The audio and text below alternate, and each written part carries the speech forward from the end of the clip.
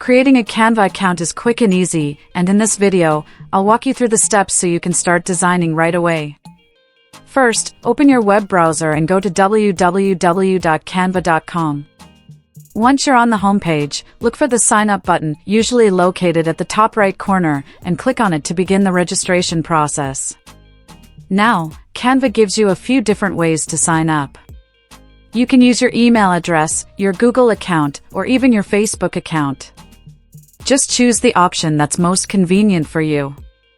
If you're signing up with your email, you'll need to enter your email address, your name, and create a password. If you go with Google or Facebook, simply authorize Canva to access your account information when prompted. Next, Canva will send you a confirmation email.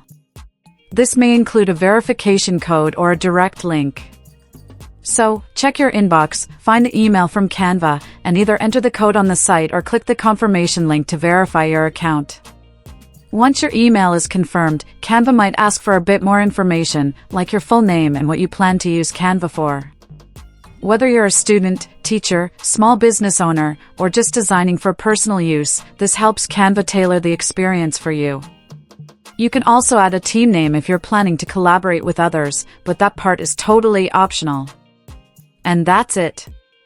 Your Canva account is ready to go. You'll land on the Canva dashboard, where you can start exploring templates, tools, and features right away. Whether you're designing social media graphics, presentations, or anything in between, Canva makes it easy, even for beginners. Creating a basic Canva account is completely free.